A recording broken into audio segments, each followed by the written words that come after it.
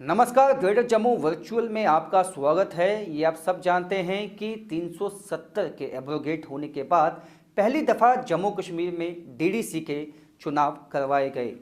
हालांकि जब इसकी शुरुआत हुई शायद किसी को ये मालूम नहीं होगा कि इन चुनावों को भी इतनी ज़्यादा हाइप मिलेगी, लेकिन हमने इन चुनावों में देखा ना बल्कि जम्मू कश्मीर के जो दिग्गज नेता हैं वो इन चुनावों में छीटाकशी करते हुए दिखाई दिए। वहीं सेंट्रल गवर्नमेंट जो केंद्रीय मंत्री हैं वो भी यहाँ पे आए और उन्होंने भी जम के जो है गुपकार अलायंस को गुपकार गैंग कहा और ये कहा कि रोशनी एक्ट के तहत उन्होंने ज़मीनों में घोटाला किया है। लेकिन देखने वाली बात यह है कि ज्यों ही ये इलेक्शन ख़त्म हुए वो रोशनी एक्ट भी कहीं खो गया। जम्मू कश्मीर में ये साफ हो चुका है क्योंकि चुनावों का अब जो एक रिजल्ट है वो आ चुका है, वो आप सबके सामने है। लेकिन उसमें एक बात साफ हो चुकी है कि जो people alliance for Gupkar alliance है कश्मीर घाटी का, जिसमें पीडीपी है, नेशनल कॉन्फ्रेंस है, सीपीआई है, पीपल्स कॉन्फ्रेंस है, तमाम इस तरह की पार्टियां कश्मीर की उसमें शामिल थी, उसको भी वहाँ पे लोगों ने मैंडेट दिया है। जबकि जम्मू के जो ज़िले हैं वहाँ पे बीजेपी को मैंडेट दिया गया है।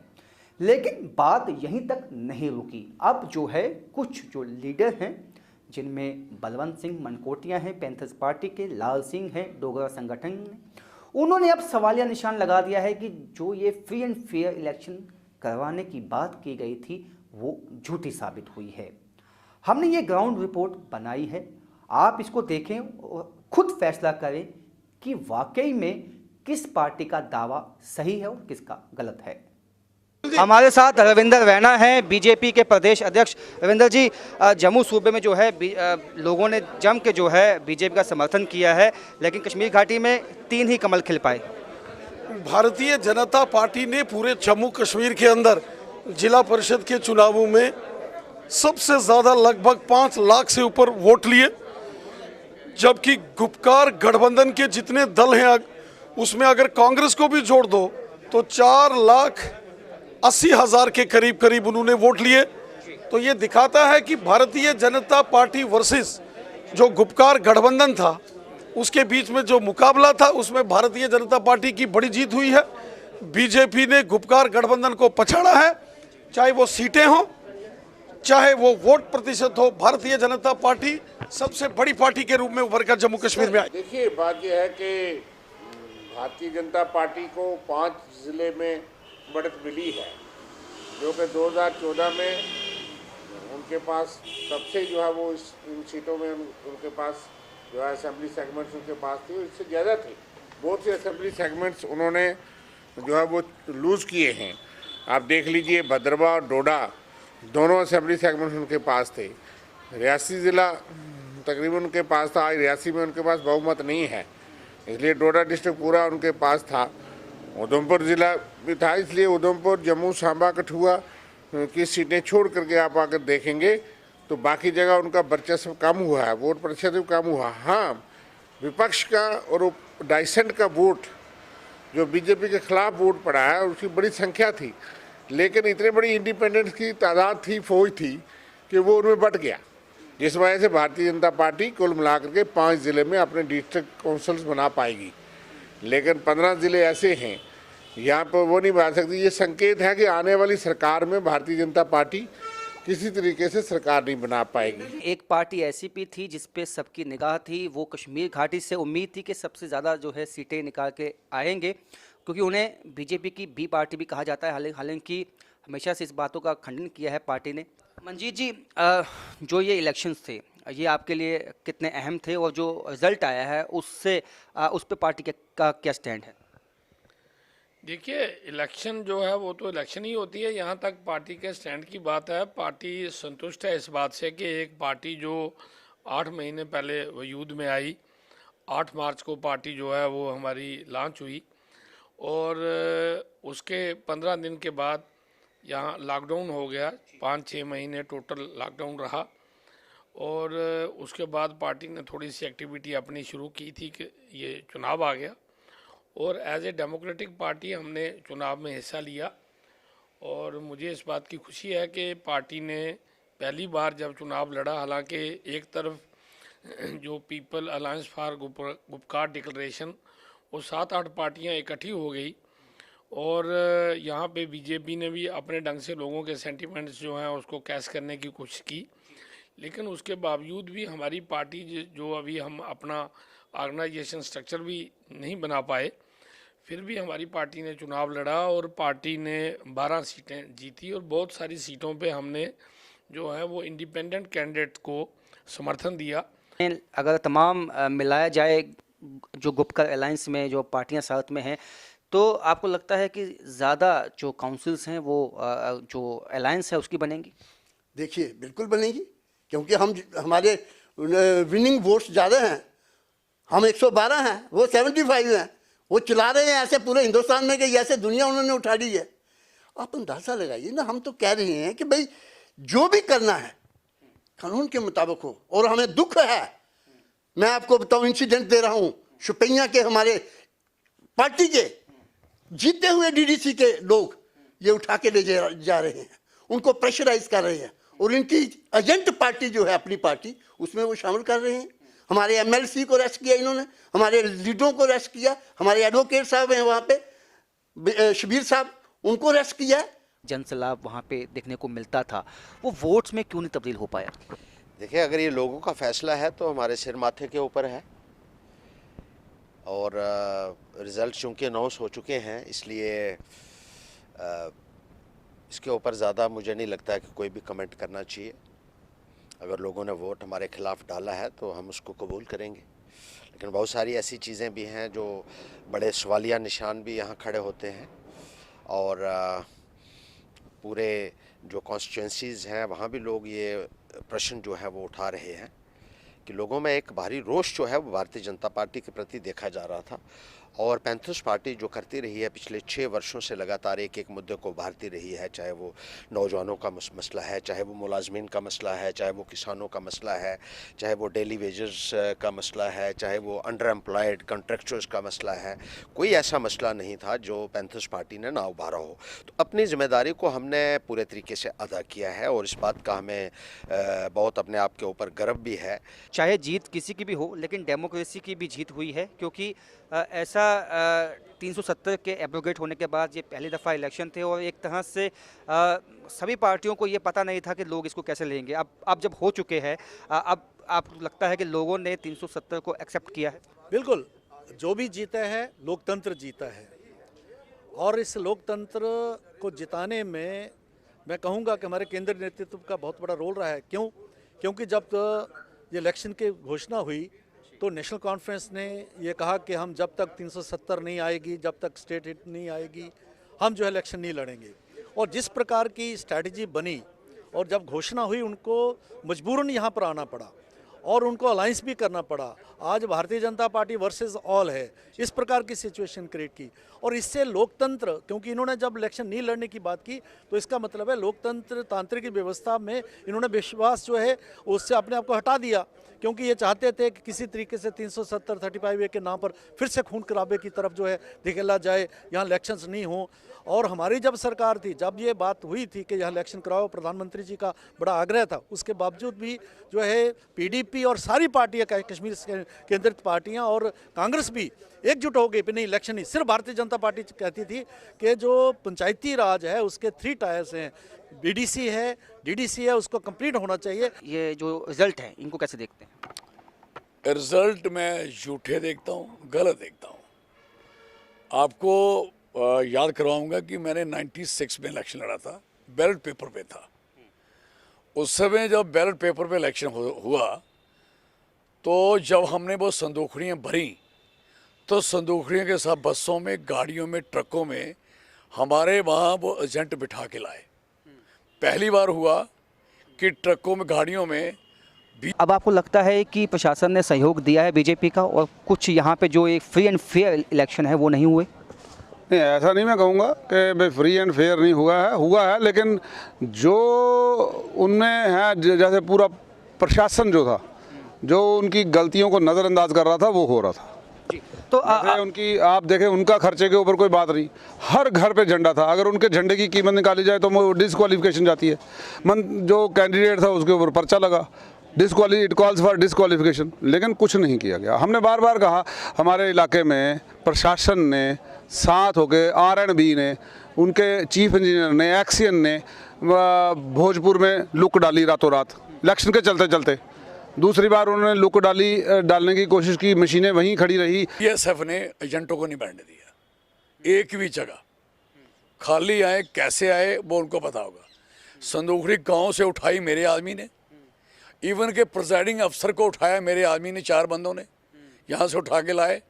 और जब बिठाने की बारी आई उनको नहीं बिठाया गया। और BSF को क्या, उन्होंने कहा BSF से पूछो। मुझे बताओ, प्रिजाइडिंग अफसर बड़ा होता है, रिटर्निंग अफसर बड़े होते हैं, या BSF बड़ी होती है? तो आपको लगता है कि अब जो ये DDC बनेगी उससे जो है ज़्यादा विकास हो पाएगा? बिल्कुल सही कहा आपने। इन DDCs के माध्यम से ख़ास तौर पर नरेंद्र भाई मोदी जी का एक यही सपना था कि आम जनता को उनके डोर स्टेप के ऊपर जो है सुख मिले, सहूलियत मिले। और मेरा मानना है कि एक बहुत अच्छा कदम है। और चाहे विधायक हैं चाहे नहीं हैं, मेंबर पार्लियामेंट्स हैं, विधायक का काम मात्र गलियां बनाना या बाकी चीज़ें करना ही नहीं होता, वो कुछ और भी सोच सकते हैं।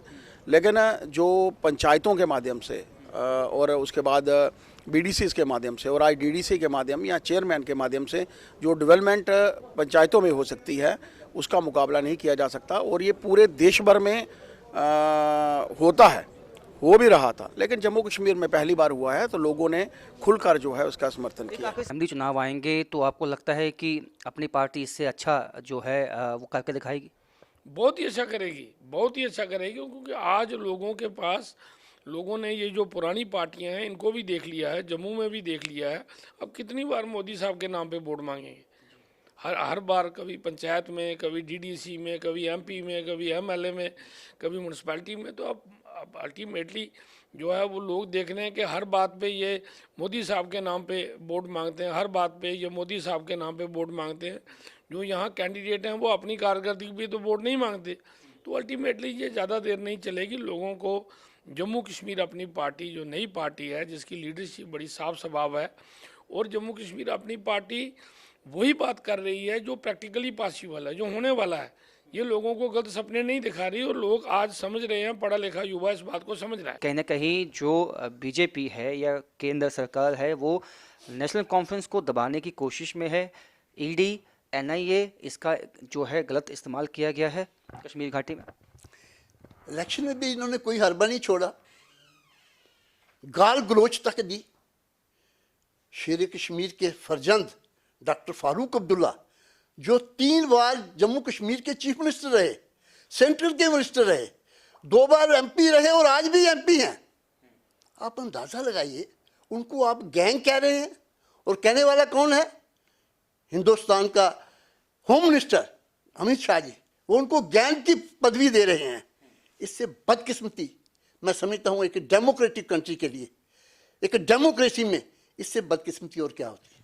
इन इलेक्शंस के जो रिजल्ट हैं उस सबसे पहले उसको कैसे देखते हैं? देखिए, DDC इलेक्शंस का कंडक्ट होना in the history of J&K for the first time, यानी 3rd year of the Panchayati Raj institution, एक डेमोक्रेसी की विक्ट्री है। डेमोक्रेसी में पंचायती राज इंस्टीट्यूशंस का 3rd ईयर का इलेक्शन ये पहली बार इतिहास में हुआ। तो एक इट इज़ हिस्टोरिक, ये हिस्टोरिक भी है और बहुत एक वेलकम मूव थी कि इस दिशा में चीज़ें होनी चाहिए, ताकि जो गवर्नमेंट स्कीम्स हैं या जो प्लानिंग है लोकल लेवल पे, जो डेवलपमेंटल इश्यूज़ और कंसर्न्स हैं, उसको एक डेमोक्रेटिक तरीके से किया जाए। और डिस्ट्रिक्ट लेवल पे किस तरीके से रिप्रेजेंटेटिव्स इंस्टीट्यूशंस क्रिएट करके कटिंग एज पे, जो ग्रास रूट लेवल पे अकाउंटेबिलिटी फिक्स करने का काम है, वो किया जाए। तो उस दृष्टिकोण से बहुत ही एक वेलकम स्टेप था और बहुत स्वागत योग्य एक कदम था इलेक्शंस कंडक्ट करवाना। भाजपा अपनी जो है काउंसिल बनाएगी। अभी भारतीय जनता पार्टी जम्मू रीजन के अधिकांश जिलों में अपनी जो जिला काउंसिल हमारी बनेगी। कश्मीर घाटी में भी भारतीय जनता पार्टी समर्थित जो इंडिपेंडेंट कैंडिडेट्स हैं वो भी जीते हैं। अभी आने वाले दिनों में इसकी प्रक्रिया आगे बढ़ेगी। अब बीजेपी का ये दावा है कि जो इंडिपेंडेंट हैं वो भी उन्हीं के लोग हैं, उन्होंने सपोर्ट किया होंगे। देखो मेरी बात सुनो, जो इंडिपेंडेंट हैं आप देखोगे कठुआ और उधमपुर में इंडिपेंडेंट कोई नहीं मिला ना। उधर हर्षदेव हो गया टारगेट, इनको पता था कि ये इलाके 2 हमें ख़राब कर रहे हैं, और मैक्सिमम सीटें इनकी यहाँ है, और इनको खतरा ये 17 सीट हैं उधर, और ये डाल के 17 सीट हैं। अगर ये सीट हमसे हाथ से निकल गई तो हम मर जाएंगे। तो इन्होंने ये वाली इन सीट्स पे पैसा, शराब, और आपने देखी कहाँ कहाँ पकड़ी भी गई, कितना चर्चा था, और पुलिस की दहशत, तोबा तोबा। आईजी कभी इन छोटे से इलेक्शन में घूमता क्या? पॉसिबल है? इतने फ्री हो गए क्या? जब इतना बड़ा क्राइम होगा था तब नहीं घूमते आप? है इस छोटे से काम के लिए क्या जरूरत थी? भारतीय जनता पार्टी और इंडिपेंडेंट को मिलाएंगे तो 52% से ज्यादा वोट शेयर केवल भारतीय जनता पार्टी और इंडिपेंडेंट्स का बनता है। यह भी साफ पता चलता है कि जम्मू कश्मीर की जनता ने गुपकार गैंग को सिरे से नकार दिया। बीजेपी की जितनी भी सेंट्रल लीडरशिप थी वो यहाँ पे थी जब ये डीडीसी इलेक्शन हुए, और हालांकि ये भी उस वक्त कहा गया, उस वक्त गुपकार गैंग का नाम एक सामने आया। अब ये बात निकल के आई है कि ये एक रेफरेंडम था जम्मू कश्मीर के लोगों का 370 पे। देखिए एब्सोल्युटली इस तरीके से देखना मेरे हिसाब से ठीक नहीं है, और ठीक क्योंकि मैंने आपको अदरवाइज़ भी बताया कि 370 का ख़त्म होना क्यों ज़रूरी था। ये कोई रेफरेंडम नहीं है। BJP has betrayed Jammu. BJP ने जम्मू को हमेशा पिछले 6 वर्षों में धोखा दिया। गवर्नेंस इशू पे, डेवलपमेंटल इश्यूज़ पे बीजेपी ने धोखा दिया, इसलिए कई सारे इंडिपेंडेंट्स भी चुन के आए। ये ट्रायल इलेक्शन थे, इसके बाद जो है असेंबली इलेक्शन भी जल्दी करवाए जाएंगे। 370 हटने के बाद का पहला इलेक्शन जो है वो ट्रायल इलेक्शन नहीं हो सकता। ये दो लोगों के लिए इलेक्शन था। लोगों ने इसे भरपूर समर्थन दिया है, लोगों ने वोट डाले हैं, और भारतीय जनता पार्टी का कार्यकर्ता हमेशा तैयार रहता है, चाहे वो चुनाव आने वाले हों। अभी हालांकि असेंबली के चुनाव भी होंगे, चाहे वो इस साल में होंगे या 21 में होंगे। गुपकार अलायंस की पार्टी के साथ आज भी भारतीय जनता पार्टी करगिल में बैठी है, पीडीपी और नेशनल कांग्रेस के साथ। हम अलायंस का हिस्सा नहीं है, हमने बार बार कहा, लेकिन सीट शेयरिंग के तहत हमने चुनाव लड़ा था। हमारे एक लूज जो है वो सीट शेयरिंग अरेंजमेंट उनके साथ आज भी है, और उसमें आपने देखा कि बहुत सी सीटें जो 75% सीटें हैं कांग्रेस ने एनसी लेड अलायंस के साथ शेयरिंग करके लड़ी हैं। कहीं उनकी जीत हुई है, कहीं हमारी जीत हुई है, कहीं आपस में लड़े हैं, वहाँ भी हम ही जीते हैं। बीजेपी बहुत कम जगह जीती है। थोड़े से विभाजन के फ़ायदा उनको जम्मू डिस्ट्रिक्ट या इन डिस्ट्रिक्टों में हुआ है। यहाँ हमारे प्रत्याशी थे, वो चूँकि लास्ट मोमेंट पे सीट अरेंजमेंट्स कई जगह हुआ तो इसलिए प्रॉब्लम्स आई, लेकिन कुल मिला करके उनकी बढ़त बढ़ी नहीं। और इसलिए आप पीडीपी के साथ भी रहे तो उस वक्त भी आपने पूरे तरीके से आत्मसमर्पण किया। पहले आपने पीडीपी के साथ अलायंस बनाया, पहले कहते थे कि ये देश विरोधी पार्टी है, फिर उनके कहने के ऊपर 11,000 पत्थरबाजों की भी रिहाई की, फिर यूनिलेटरल सीज़ फायर भी आपकी। आपके दौरान में जितने हमारे सैनिक शहीद हुए, जितने सिविलियंस शहीद हुए, उतने आज तक नहीं हुए। कश्मीर घाटी में इनकी इज्जत की लड़ाई थी, वहाँ पे 3 ही कमल खिले हुए। नहीं, इनकी इज्जत कहाँ यार, कहाँ इज्जत की बात करते हो? इज्जत वाला कहाँ काम रहा इनका? इज्जत का काम तो रहा ही कहीं नहीं है। इज्जत वाले काम तो इन कश्मीर में क्या कहाँ कर रहे हैं? कश्मीर वाले तो इनको पहले भी 3 सीट नहीं दी थी ना एमपी की, 2 हमारे लोगों ने दी थी कि शायद जो कश्मीर ने जम्मू के साथ थोड़ी बहुत गलतियाँ की हैं ये ठीक करेंगे। इन्होंने तो उनसे ज़्यादा गलतियाँ करके जम्मू को बर्बाद कर दिया। जो विधानसभा इलेक्शन होंगे उसमें एकजुट अच्छा करेगी। देखिए जम्मू संभाग में आप किसी से भी बात कर लीजिए, जम्मू के लिए बीजेपी इस समय एक कंपल्शन है, क्योंकि कांग्रेस ऑप्शन नहीं है। तो जम्मू को एक पॉलिटिकल ऑप्शन की ज़रूरत है। पॉलिटिकल ऑप्शन बनाने के लिए केवल सिंबल रिक्वायर्ड नहीं है, सिंबल तो रिक्वायर्ड है ही है, क्योंकि आपको चुनाव लड़ना है तो सिंबल बहुत इंपॉर्टेंट रोल प्ले करता है। अदरवाइज 70% लोगों को तो ये पता ही नहीं चलेगा कि इनके कैंडिडेट्स कौन है और कहाँ वोट डालने हैं, दैट अपार्ट। लेकिन उसके अलावा जो आपके ग्रास रूट लेवल तक, पंचायत लेवल तक, वार्ड लेवल तक और बूथ लेवल तक आपकी जो टीम्स कंस्टिट्यूट होनी है वो करना बहुत इंपॉर्टेंट है। तो डीडीसी इलेक्शंस को हमने इस्तेमाल किया ऐसे लोगों को अपने साथ जोड़ने के लिए जो पॉलिटिकल एक्टर्स हैं, जो पॉलिटिकल काम कर रहे हैं, और जो हमारा 5-6 महीने का काम 1-1.5 महीने में करवा सकते हैं। देखिए कई जगह पे अपनी का मतलब यह है कि समर्थन का जरूरत तो पड़ेगा। कोई इंडिपेंडेंस का, जैसे लाइक माइंडेड पार्टीज का, कांग्रेस पार्टी भी, या कहीं समर्थन देने का जरूरत पड़ सकती है, उसके बारे में अभी बातचीत हुई नहीं। लेकिन इस पे कोई दो राय नहीं कि मैंने कहा कि हमारा पहला मत ये रहता है कि हम देश भर में भारतीय जनता पार्टी के खिलाफ हैं, जम्मू कश्मीर में खास करके हैं। और बहुत सी पार्टियां हैं 15 ज़िले में जो जीती हैं या इंडिपेंडेंट, जो बीजेपी की नीतियों के खिलाफ लड़े हैं और खिलाफ हैं। और इसलिए उनको प्रयास करना चाहिए कि बीजेपी हॉर्स ट्रेडिंग से, धन बल से, सत्ता बल से वो जो जैसे करती है देश भर में, ऐसे सरकार वो डिस्ट्रिक्ट काउंसिल ना बना पाई या उनके पास क्लियर मेजॉरिटी नहीं है। कांग्रेस पार्टी का ये कहना है कि अब बीजेपी को रोकना है उनको जम्मू कश्मीर में, इसलिए हम वो जो गुपकार अलायंस है उनको हम अपना सीट शेयरिंग बेसिस पे समर्थन दे देंगे। क्या आप उसको जायज़ समझते हैं? देखिए, ये तो कांग्रेस बेहतर जानती है कि उनको क्या करना है क्या नहीं करना है, लेकिन पैंथर्स पार्टी जो है वो लोगों के हित के लिए लड़ती रही है और लड़ती रहेगी।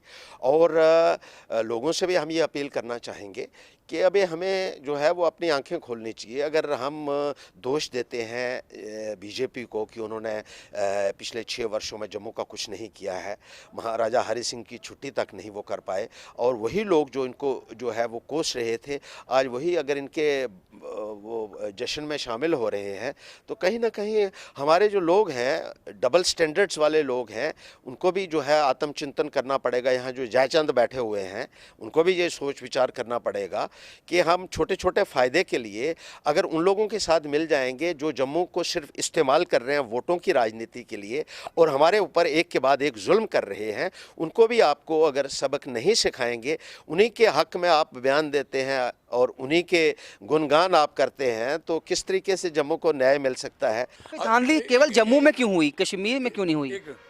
वहाँ कर ही नहीं सकते, जहाँ कर रही थी 4 सीट पे तो कर ली। वो यहाँ आए हुए हैं लोग, इलेक्शन कमीशन के ऑफिस में खड़े हैं, वो चिल्ला रहे हैं कि हमारे साथ गलत हुआ है। भाई देयर केम हियर, बाकी क्यों नहीं आए? वही आए ना।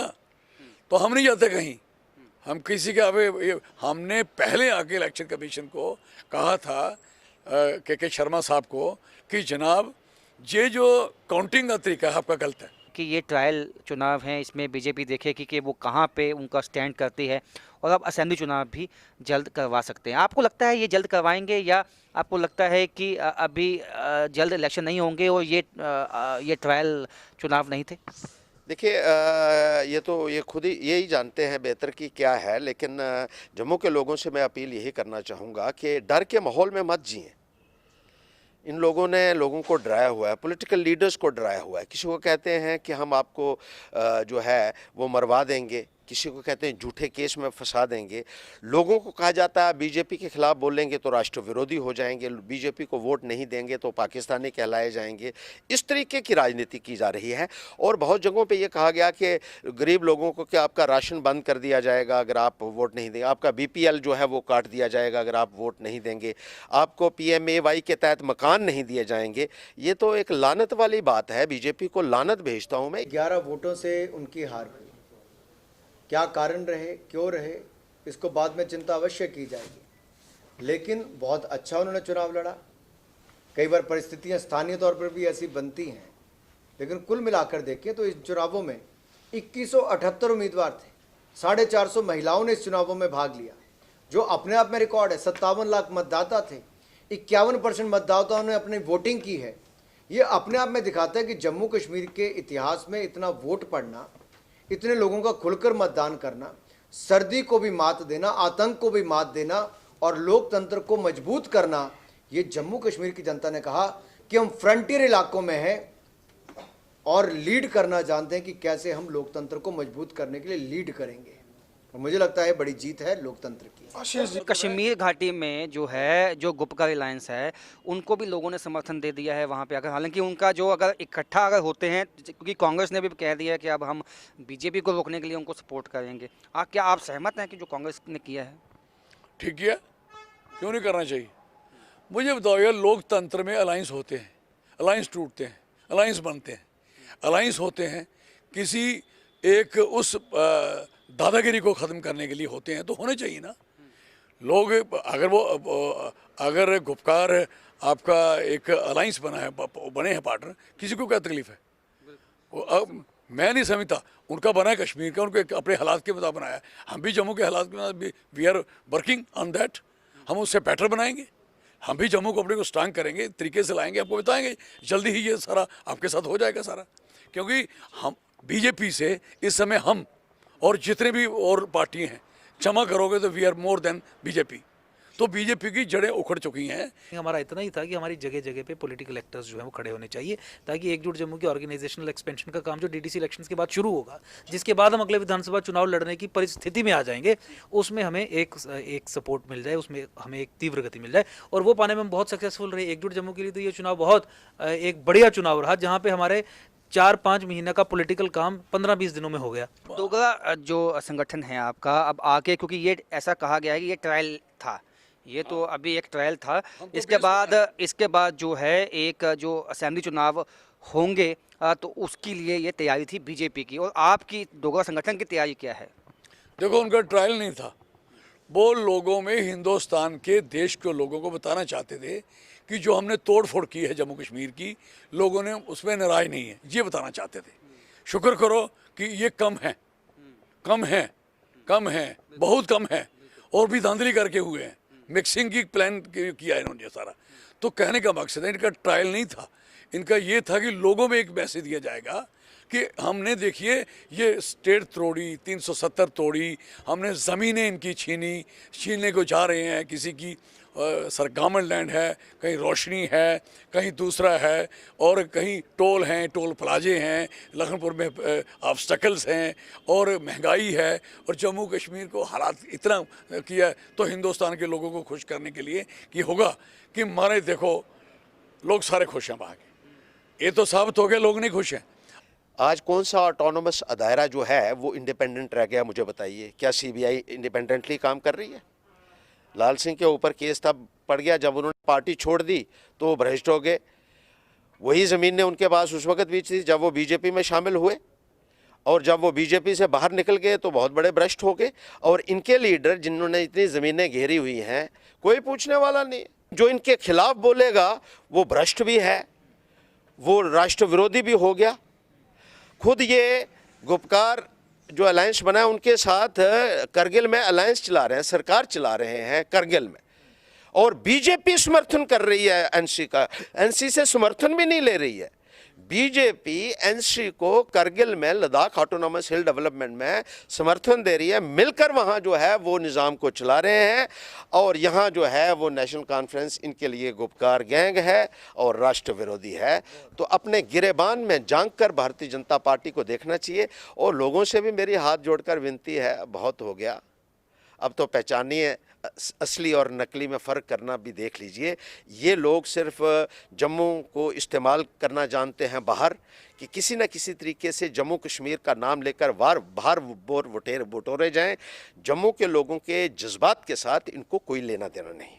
हम अपनी उपलब्धियों को लेकर जनता के बीच में गए और 370-35 से मुक्ति जो दिलाई है अमित शाह जी और नरेंद्र मोदी जी ने, उसको लेकर गए, और जनता ने इसीलिए सबसे ज्यादा vote 38.74% vote Bharatiya Janata party को दिया।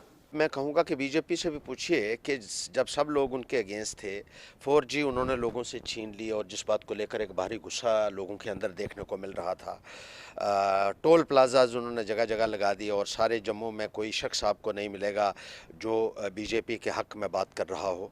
और महंगाई का दौर आप देख लीजिए, प्याज भी इन्होंने 80-80 रुपये किलो बेचा है, जो उसके बावजूद भी जो सीटें मिली हैं, तो बीजेपी भी थोड़ा सा जस्टिफिकेशन तो दे दे, हम उनकी बात भी सुने कि आपको क्यों इतनी सीटें मिल गई हैं। ऑपोजिशन का ये भी कहना है कि इस इलेक्शन ने बीजेपी को एक्सपोज कर दिया, बीजेपी के कई दिग्गज नेता जो मैदान में थे वो जीत नहीं पाए।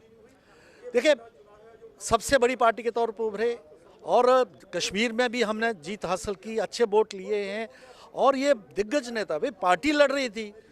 अगर नेशनल कॉन्फ्रेंस ने जो है, अगर उन्होंने फारूक अब्दुल्ला को नहीं लाया या उमर अब्दुल्ला को नहीं लाया, कि उनको मालूम है इनको लाएंगे तो लोग जो हैं इनको एक्सपोज करेंगे, यही लोग थे जो कहते हैं उसके पीछे हटते हैं, यही कहते हैं हम इलेक्शन नहीं लड़ेंगे जब तक स्टेटमेंट नहीं आएगी, उसके बाद फिर इलेक्शन लड़े। तो ये दोहरी जो इनकी बातचीत थी, जिस दोगलापन था, वो लोगों ने पूछना था, इसलिए उन्होंने मजबूरी में उनको नहीं उतारा। तो जो है, लेकिन हमने तो अब आवाम जो है वो भी इस वक्त यही चर्चा चल रही है कि बीजेपी को सीटें मिली हैं तो क्यों मिली हैं। हर शख्स ये जानना चाहता है। अगर आप इलाके में चले जाएंगे तो लोग कहते हैं हमने तो इनको वोट दिए ही नहीं है, लेकिन इसके बावजूद भी ये लोग जीत गए हैं। वोट देने के बगैर भी ये लोग जीत जाते हैं। यही तो बीजेपी का कमाल है जो पूरे हिंदुस्तान में हो रहा है आज की तारीख में। तो ये थी ग्राउंड रियलिटी जो हमने आपको डीडीसी चुनावों की दिखाई। आपने देखा कि छीटाकशी अभी भी रुकी नहीं है, वो वैसे ही अभी भी जारी है। तो ये साफ दिखाता है कि लोगों ने अपनी ताकत दिखाई, जमहूरियत को मजबूत किया, लोकतंत्र को मजबूत किया। लेकिन इस ग्राउंड रियलिटी को देखने के बाद आपको सोचना होगा कि जिस नुमाइंदे को, जिस पार्टी को आपने वोट दिया है, क्या वो सही दिशा में है, क्या वो आपकी नुमाइंदगी सही मायने में कर सकती है या नहीं।